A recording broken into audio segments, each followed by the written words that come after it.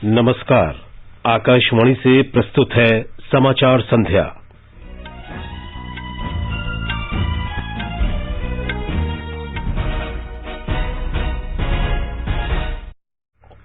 प्रधानमंत्री नरेंद्र मोदी ने मॉरिशस के प्रधानमंत्री के साथ भारत की सहायता से बनी सामाजिक आवासीय परियोजना का उद्घाटन किया। कहा, दोनों देशों के बीच विकास की मजबूत साझेदारी। प्रधानमंत्री ने कहा, देश समानता और सामाजिक न्याय की बुनियाद पर एक मजबूत समाज का निर्माण कर रहा है। भाजपा ने गोवा विधानसभा चुनाव के लिए 34 उम्मीदवारों की और कांग्रेस ने उत्तर प्रदेश के लिए 41 उम्मीदवारों की दूसरी सूची जारी की। राष्ट्रव्यापी टीकाकरण अभियान के अंतर्गत 160 करोड़ से अधिक कोविड रोधी टीके लगाए गए। सरकार ने कहा, बढ़ते टीकाकरण के कारण कोविड की तीसरी लहर में संक्रमण से हुई मौतों में कमी आई है। केंद्र ने महाराष्ट्र, कर्नाटक, तमिलनाडु, केरल, दिल्ली और उत्तर प्रदेश में कोविड संक्रमण में वृद्धि को चिंताजनक बताया। सुपरसोनिक क्रूज मिसाइल ब्रह्मोस का बढ़ी हुई क्षमता के साथ सफल परीक्षण किया गया। मुंबई में एएफसी महिला एशियाई फुटबॉल कप में भारत का मुकाबला ईरान से जारी और ऑस्ट्रेलियन ओपन टेनिस में एंडी मरे और एम्मा रादुकानु टूर्नामेंट से बाहर।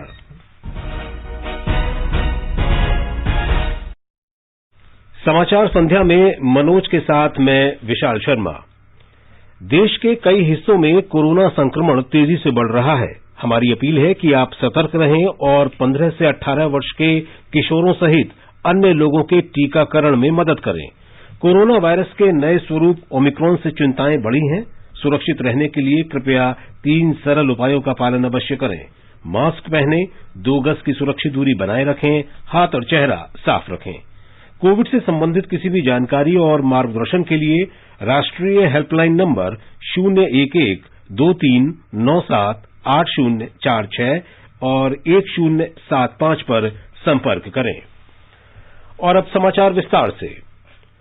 प्रधानमंत्री नरेंद्र मोदी ने कहा है कि भारत और मॉरिशस इतिहास, संस्कृति और भाषा तथा हिंद महासागर के साझा जल के आधार पर जुड़े हुए हैं। उन्होंने कहा कि दोनों देशों के बीच मजबूत विकास साझेदारी से आपसी संबंध सुदृढ़ हुए हैं। Our robust development partnership has emerged as a key pillar of our close ties. Mauritius is a prime example of India's approach to development partnership, which is based on the needs and priorities of our partners. Shri Modi और Mauritius के प्रधानमंत्री प्रविंद कुमार जगनॉथ ने आज संयुक्त रूप से भारत की सहायता से बनी सामाजिक आवासीय परियोजना का वर्चुअल माध्यम से उद्घाटन किया। उन्होंने मॉरिशस में सिविल सेवा महाविद्यालय और 8 मेगावाट की सौर ऊर्जा परियोजनाओं का भी शुभारंभ किया। ये परियोजनाएं भारत के सहयोग से शुरू की गई हैं। श्री मोदी ने कहा कि भारत के वैक्सीन मैत्री कार्यक्रम के अंतर्गत मॉरिशस को सबसे पहले कोविड टीके भेजे गए। प्रधानमंत्री ने मॉरिशस की 3/4 आबादी को दोनों टीके लगाए जाने पर प्रसन्नता व्यक्त की। प्रधानमंत्री ने 2015 में अपनी मॉरिशस यात्रा का स्मरण करते हुए भारत के समुद्री सहयोग दृष्टिकोण, क्षेत्र में सभी का विकास और सुरक्षा सागर को रेखांकित किया।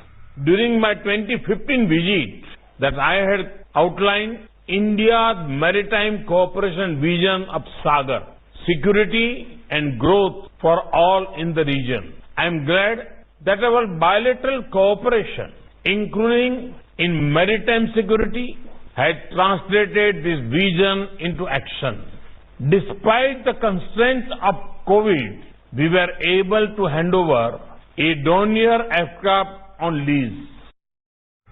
श्री मोदी ने पूर्व प्रधानमंत्री अनिरुद्ध जगनॉथ के भारत और मॉरिशस के बीच सहयोग बढ़ाने के लिए किए गए योगदान का स्मरण किया। मॉरिशस के प्रधानमंत्री प्रविंद कुमार जगनॉथ ने कहा कि आज शुरू की गई परियोजना से मॉरिशस के विकास में महत्वपूर्ण योगदान होगा। उन्होंने कहा कि हाल के वर्षों में भारत और मॉरिशस के बीच साझेदारी नई ऊंचाइयों पर पहुंची है। At the outset, allow me to express my gratitude and that of the people of Mauritius to the government and people of India for the wide-ranging cooperation and technical and financial assistance provided to Mauritius over the years. We are so much delighted that our partnership and friendship have grown to new heights since you have become the Prime Minister of the Republic of India. इस अवसर पर metro express परियोजना और अन्य ढांचागत परियोजनाओं के लिए भारत की ओर से मॉरिशस को 19 करोड़ अमरीकी डॉलर की ऋण समझौते पर हस्ताक्षर किए गए। लघु विकास परियोजनाओं के कार्यान्वयन पर भी एक समझौता किया गया। प्रधानमंत्री नरेंद्र मोदी ने कहा है कि देश समानता और सामाजिक न्याय की बुनियाद पर एक मजबूत समाज का निर्माण कर रहा है। उन्होंने कहा कि इसके लिए देश को सभी के सहयोग की अपेक्षा है। श्री मोदी ने देश और देशवासियों के सपने एक ही हैं और राष्ट्र के विकास में ही हमारी प्रगति निहित है। उन्होंने कहा कि यही भावना और समझ नए भारत के लोगों की सबसे बड़ी ताकत बनती जा रही है। श्री मोदी राष्ट्रीय स्तर पर आजादी के अमृत महोत्सव से स्वर्णिम भारत की ओर कार्यक्रम को वर्चुअली संबोधित कर रहे थे। श्री मोदी ने ब्रह्म कुमारी संस्था के 7 कार्यक्रमों का भी उद्घाटन किया। प्रधानमंत्री ने कहा कि आजादी के अमृत महोत्सव के अवसर पर देश महिला स्वतंत्रता सेनानियों के बलिदान को याद कर रहा है। उन्होंने कहा कि लोकतंत्र में महिलाओं की भागीदारी बढ़ रही है। देश की छवि खराब करने के लिए चल रहे प्रयासों का उल्लेख करते हुए प्रधानमंत्री ने कहा कि अंतर्राष्ट्रीय स्तर पर बहुत कुछ चल रहा है। उन्होंने कहा कि ये राजनीति का समय नहीं है बल्कि देश का सवाल है। भारत की छवि को धूमिल करने के लिए अलग अलग प्रयास चलते रहे और जब हम आजादी का अमृत महोत्सव मना रहे हैं तो ये भी हमारा दायित्व है कि दुनिया भारत को सही रूप में जाने, उन्हें जागरूक करें।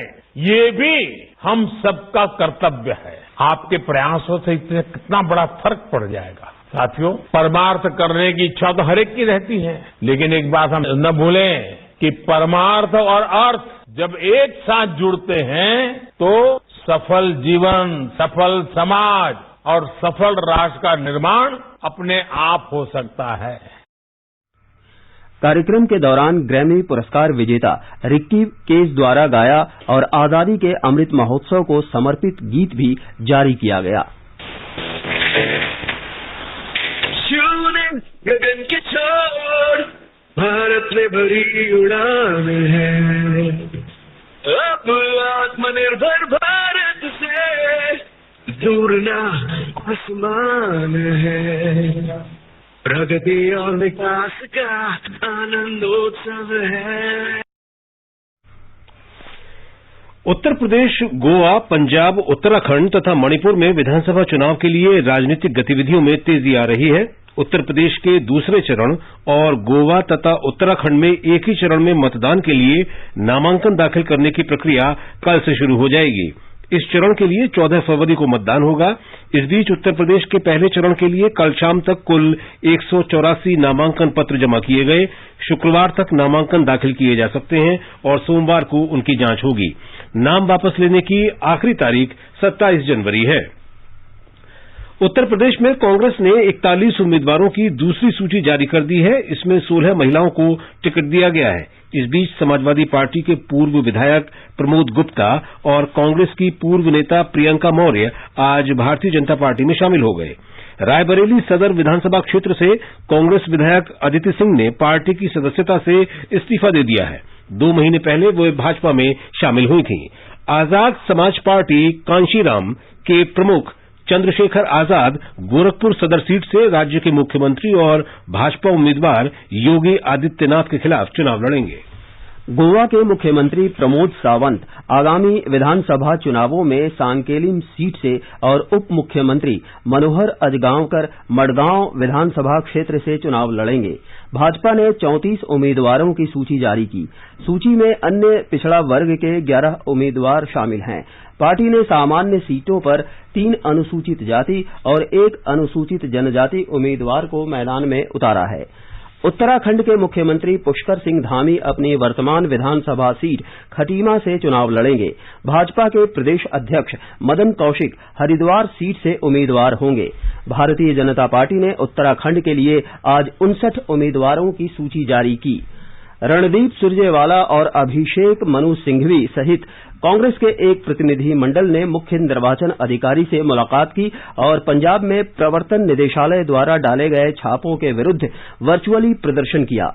उन्होंने आरोप लगाया कि छापे की कार्रवाई मुख्यमंत्री और पंजाब में सत्तारूढ़ कांग्रेस सरकार को बदनाम करने के लिए की जा रही है। राष्ट्रीय अल्पसंख्यक आयोग के अध्यक्ष इकबाल सिंह लालपुरा ने पंजाब के रोपड़ जिले में अवैध खनन से जुड़ी शिकायतें मिलने का संज्ञान लिया है। उन्होंने पंजाब के मुख्य सचिव से इस संबंध में 31 जनवरी तक विस्तृत रिपोर्ट मांगी है। स्वास्थ्य मंत्री डॉक्टर मनसुख मांडविया ने कहा है कि देश में अब तक 160 करोड़ से अधिक कोविड रोधी टीके लगाए जा चुके हैं। उन्होंने कहा कि प्रधानमंत्री के नेतृत्व में टीकाकरण अभियान विश्व में नई ऊंचाइयों को छू रहा है।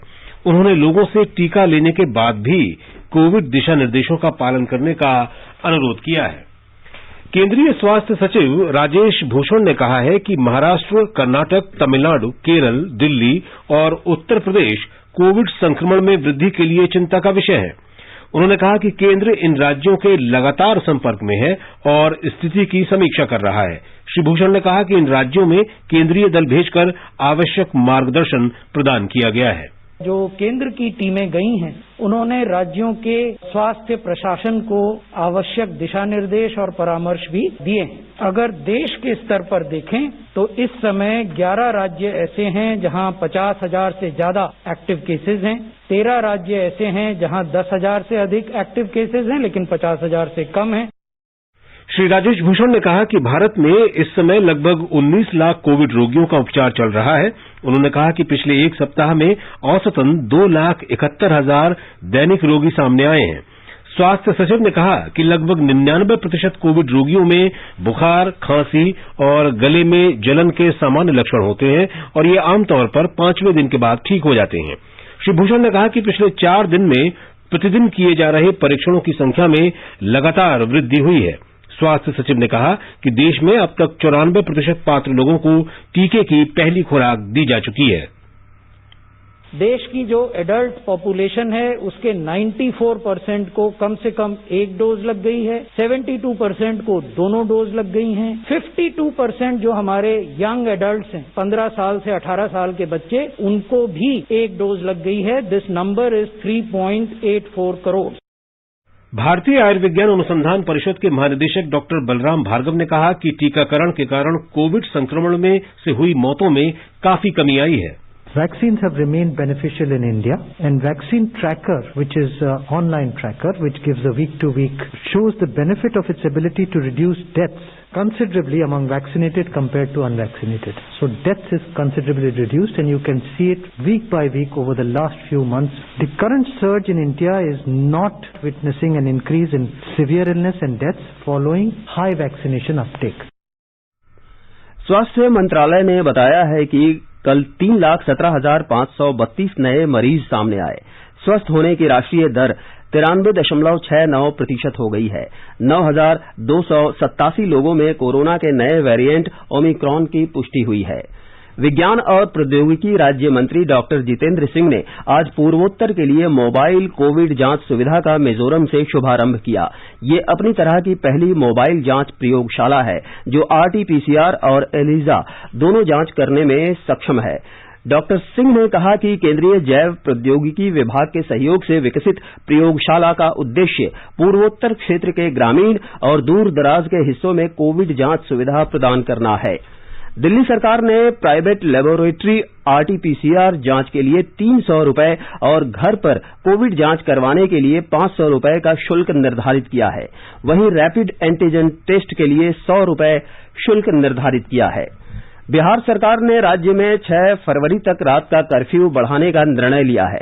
जिम, पार्क, मॉल, धार्मिक स्थल, सिनेमा हॉल और स्टेडियम अगले आदेश तक बंद रहेंगे। सभी दुकानें, व्यावसायिक प्रतिष्ठान रात 8 बजे तक खुले रहेंगे। सरकारी और निजी कार्यालय 50% उपस्थिति के साथ काम करेंगे। ये समाचार हमारी वेबसाइट newsonair.com/hindi और हमारे mobile app news on AIR पर भी उपलब्ध हैं। चलो मिलकर एक शुरुआत करें, चलो एक फैसला आज करें, मास्क नहीं तो टोकेंगे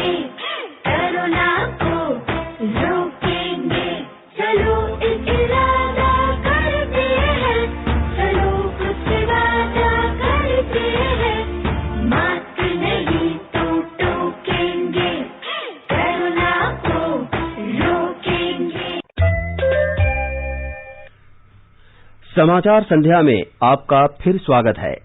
आगे बढ़ने से पहले मुख्य समाचारों पर एक नजर। प्रधानमंत्री नरेंद्र मोदी ने मॉरिशस के प्रधानमंत्री के साथ भारत की सहायता से बनी सामाजिक आवास परियोजना का उद्घाटन किया। कहा, दोनों देशों के बीच विकास की मजबूत साझेदारी। प्रधानमंत्री ने कहा, देश समानता और सामाजिक न्याय की बुनियाद पर एक मजबूत समाज का निर्माण कर रहा है। भाजपा ने गोवा विधानसभा चुनाव के लिए 34 उम्मीदवारों की और कांग्रेस ने उत्तर प्रदेश के लिए 41 उम्मीदवारों की दूसरी सूची जारी की। राष्ट्रव्यापी टीकाकरण अभियान के अंतर्गत 160 करोड़ से अधिक कोविड रोधी टीके लगाए गए। सरकार ने कहा, बढ़ते टीकाकरण के कारण कोविड की तीसरी लहर में संक्रमण से हुई मौतों में कमी आई है।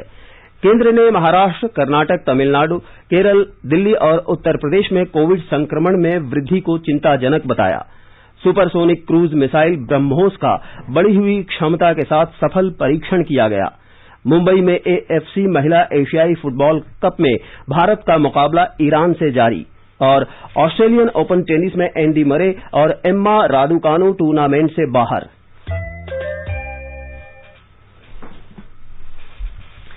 प्रधानमंत्री नरेंद्र मोदी कल सुबह सोमनाथ में नए सर्किट हाउस का वर्चुअली उद्घाटन करेंगे। हर वर्ष लाखों श्रद्धालु सोमनाथ मंदिर में दर्शन के लिए आते हैं। सरकारी सुविधाएं मंदिर से काफी दूर होने के कारण सर्किट हाउस की आवश्यकता महसूस की जा रही थी। नया भवन 30 करोड़ रुपए से अधिक की लागत से तैयार किया गया है। इसमें स्वीट्स, VIP और डीलक्स रूम सहित कॉन्फ्रेंस रूम, ऑडिटोरियम हॉल की बेहतरीन सुविधाएं हैं। परीक्षा पे चर्चा कार्यक्रम के 5वें संस्करण में भाग लेने की अंतिम तिथि 27 जनवरी तक बढ़ा दी गई है। प्रधानमंत्री नरेंद्र मोदी ने परीक्षा पे चर्चा कार्यक्रम की परिकल्पना की है।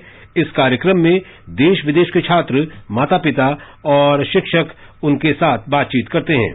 जीवन को उत्सव के रूप में मनाने के लिए परीक्षाओं के तनाव को कम करने के लिए इस कार्यक्रम में श्री मोदी चर्चा करते हैं। ग्रामीण विकास और पंचायती राज मंत्री गिरिराज सिंह ने आज संशोधित ग्रामीण क्षेत्र विकास योजना निर्माण और कार्यान्वयन दिशा निर्देश जारी किए। श्री सिंह ने पंचायती राज संस्थाओं से दिशा निर्देशों को भारत दृष्टिकोण 2047 के लिए संकल्प पत्र के रूप में अपनाने का आह्वान किया। उन्होंने कहा कि ग्रामीण भारत को बदलने और ग्रामीण समृद्धि को बढ़ावा देने के लिए दिशा निर्देश तैयार किए गए हैं।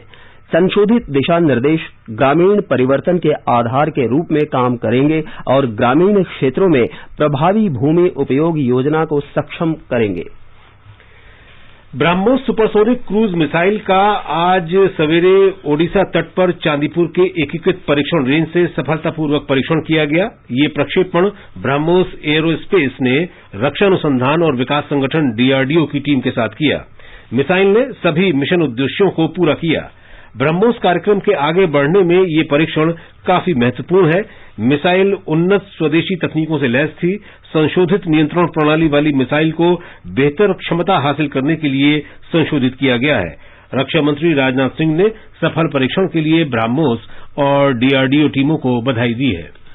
श्रम और रोजगार मंत्रालय ने आज कर्मचारी भविष्य निधि संगठन EPFO का अस्थायी पैरोल डेटा जारी किया।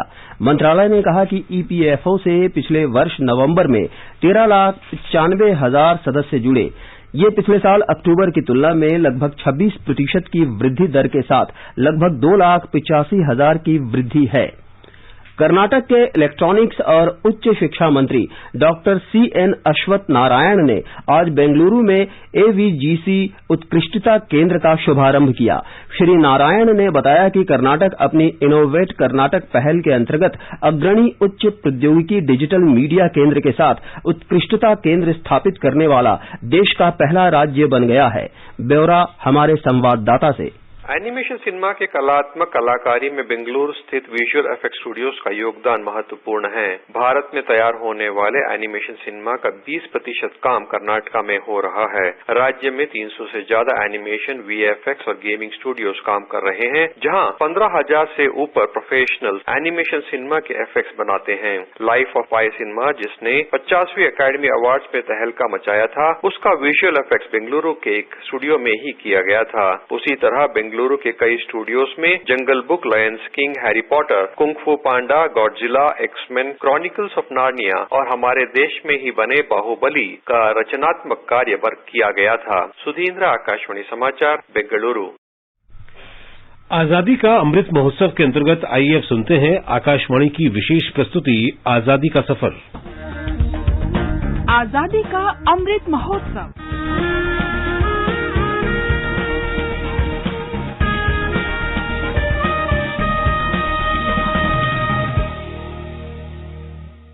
आजादी का सफर आकाशवाणी के संग। भारत का स्वाधीनता संघर्ष आधुनिक विश्व के महानतम संघर्षों में से एक है। आकाशवाणी से हम आपके लिए रोजाना ला रहे हैं इसी संघर्ष की एक झलक।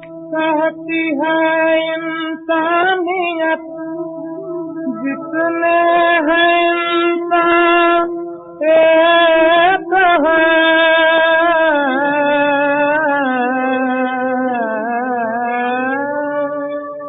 आज हम स्वाधीनता सेनानी खान अब्दुल गफ्फार खान को श्रद्धांजलि अर्पित कर रहे हैं। उनका निधन 20 जनवरी 1988 को हुआ था।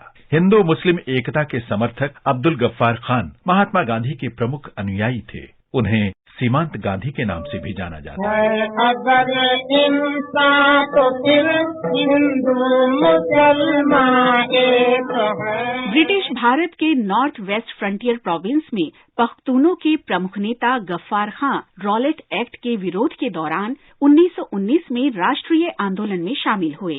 1920 में वे खिलाफत आंदोलन में शामिल हुए।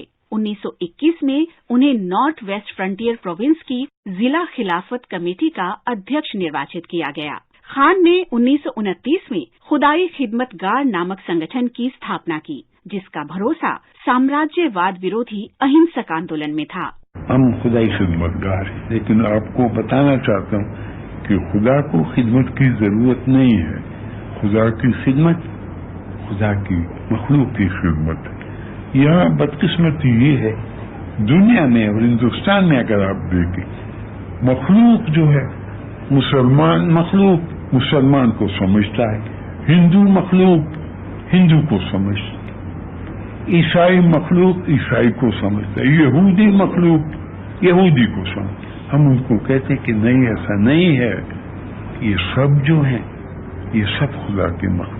लोगों के बीच खुदाई खिदमतगार लोकप्रियता के कारण औपनिवेशिक सरकार ने खान और उनके समर्थकों पर दमन की कार्रवाई तेज कर दी। खान ने भारत के विभाजन का कड़ा विरोध किया था। जून 1947 में खान और अन्य खुदाई खिदमतगार नेताओं ने ब्रिटिश अधिकारियों के लिए औपचारिक रूप से बन्नो प्रस्ताव जारी किया। प्रस्ताव में मांग की गई थी कि पश्तूनों को स्वतंत्र पश्तूनिस्तान में रहने का विकल्प दिया जाए, लेकिन ब्रिटिश सरकार ने इस प्रस्ताव को मानने से इनकार कर दिया, जिसके बाद खान और उनके बड़े भाई अब्दुल जब्बार खान ने नॉर्थ वेस्ट फ्रंटियर प्रोविंस में 1947 के जनमत संग्रह का बहिष्कार कर दिया।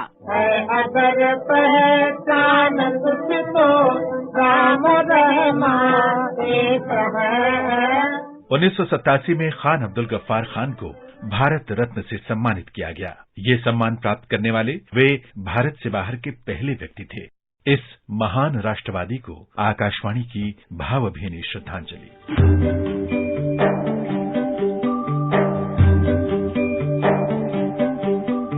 आज हम राष्ट्रवादी तेज बहादुर सप्रू को भी याद कर रहे हैं। 20 जनवरी 1949 को उनका निधन हुआ था। पेशे से वकील सप्रू भारत के स्वतंत्रता संघर्ष की प्रमुख हस्ती थे। उन्होंने भारतीय संविधान का मसौदा तैयार करने में प्रमुख भूमिका निभाई।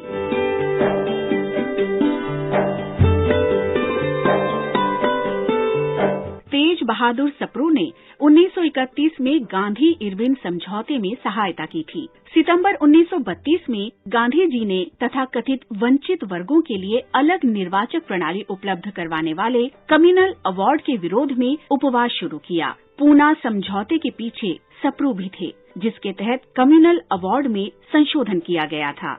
इसके बाद ही गांधी जी ने उपवास खत्म किया।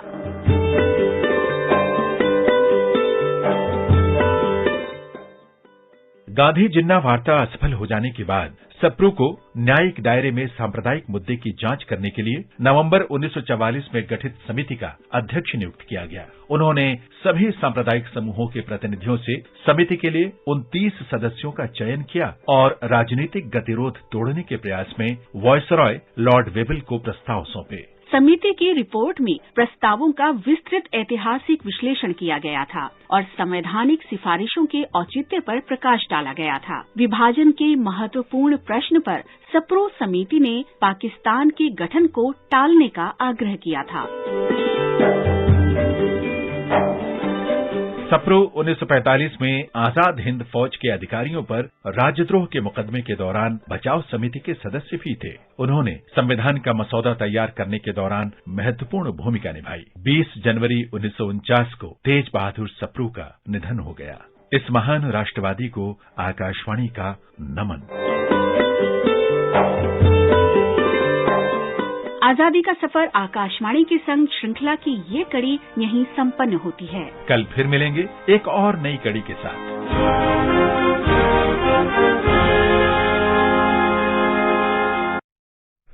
आजादी का अमृत महोत्सव के लिए सभी उपभोक्ताओं को शुभकामनाएं। हॉलमार्क सोने की शुद्धता सुनिश्चित करता है। हमेशा हॉलमार्क वाले सोने के आभूषण ही खरीदें। उपभोक्ता संबंधित किसी भी शिकायत के लिए कृपया राष्ट्रीय उपभोक्ता हेल्पलाइन के टोल फ्री नंबर 14404 पर संपर्क करें। उपभोक्ता मामले विभाग, भारत सरकार द्वारा जनहित में जारी। जागो ग्राहक जागो। रक्षा राज्य मंत्री अजय भट्ट ने आज वीरता पुरस्कार पोर्टल द्वारा आयोजित इंटरैक्टिव वर्चुअल संग्रहालय का उद्घाटन किया। श्री भट्ट ने कहा कि वर्चुअल संग्रहालय देश के उन वीरों के योगदान का सम्मान करता है जिन्होंने राष्ट्र की सेवा में अपना सर्वोच्च बलिदान दिया है। उन्होंने कहा कि संग्रहालय के माध्यम से वीरों की कहानियां लोगों तक, विशेषकर युवाओं तक पहुंचेंगी। गणतंत्र दिवस 2022 समारोह के लिए राजपथ पर अनूठी पहल कला कुंभ के अंतर्गत बनाए गए विशाल स्क्रॉल स्थापित किए गए हैं। ये स्क्रॉल देश के विविध भौगोलिक स्थानों से कला के विभिन्न रूपों के साथ राष्ट्रीय गौरव और उत्कृष्टता प्रदर्शित करने के लिए कला की क्षमता का विश्लेषण करते हैं। इसमें स्वतंत्रता संग्राम के गुमनाम नायकों की वीरता की कहानियों को चित्रित किया गया है। मुंबई में एएफसी महिला एशिया कप फुटबॉल टूर्नामेंट में भारत का सामना ईरान से हो रहा है। पहले हाफ तक कोई टीम गोल नहीं कर सकी थी। प्रतियोगिता के दौरान 12 टीमें 18 दिनों में 30 मुकाबले खेलेंगी। टूर्नामेंट के सेमीफाइनल में जगह बनाने वाली 4 टीमें अगले वर्ष फीफा विश्व कप के लिए क्वालिफाई कर लेंगी। पीवी सिंधु और एचएस प्रणॉय ने सैयद मोदी अंतर्राष्ट्रीय बैडमिंटन टूर्नामेंट के क्वार्टर फाइनल में जगह बना ली है। सिंधु ने महिला सिंगल्स के दूसरे दौर में अमेरिका की लॉरेन लाम को हराया। अंतिम 8 में सिंधु का सामना थाईलैंड की सुपनिदा से होगा। आकर्षी कश्यप, मालविका बंसोड और सामिया इमाद फरूकी भी क्वार्टर फाइनल में पहुंच गई हैं। प्रणॉय ने प्रियांशु रजावत को पराजित कर अंतिम 8 में जगह बनाई है। सानिया मिर्जा और अमेरिका के राजीव राम ऑस्ट्रेलियन ओपन के मिक्स्ड डबल्स के दूसरे दौर में पहुंच गए हैं। उन्होंने सर्बिया के निकोला काचिच और अलेक्जेंड्रा क्रूनिक को 6-3, 7-6 से हराया। सिंगल्स में विश्व नंबर 2 रूस के दानिल मेदवेदेव ने निक किर्गियोस को हराकर तीसरे दौर में जगह बना ली है। वहीं एंडी मरे हारकर बाहर हो गए हैं। महिला सिंगल्स में US open champion Emma Raducanu उलटफेर का शिकार हो गईं। और अब अंत में मुख्य समाचार एक बार फिर। प्रधानमंत्री नरेंद्र मोदी ने मॉरिशस के प्रधानमंत्री के साथ भारत की सहायता से बनी सामाजिक आवासीय परियोजना का उद्घाटन किया। कहा, दोनों देशों के बीच विकास की मजबूत साझेदारी। प्रधानमंत्री ने कहा, देश समानता और सामाजिक न्याय की बुनियाद पर एक मजबूत समाज का निर्माण कर रहा है। भाजपा ने गोवा विधानसभा चुनाव के लिए 34 उम्मीदवारों की और कांग्रेस ने उत्तर प्रदेश के लिए 41 उम्मीदवारों की दूसरी सूची जारी की। राष्ट्रव्यापी टीकाकरण अभियान के अंतर्गत 160 करोड़ से अधिक कोविड रोधी टीके लगाए गए। सरकार ने कहा, बढ़ते टीकाकरण के कारण कोविड की तीसरी लहर में संक्रमण से हुई मौतों में कमी आई है। सुपरसोनिक क्रूज मिसाइल ब्रह्मोस का बढ़ी हुई क्षमता के साथ सफल परीक्षण किया गया। मुंबई में एएफसी महिला एशियाई फुटबॉल कप में भारत का मुकाबला ईरान से जारी। इसके साथ ही समाचार संध्या का ये अंक समाप्त हुआ। नमस्कार।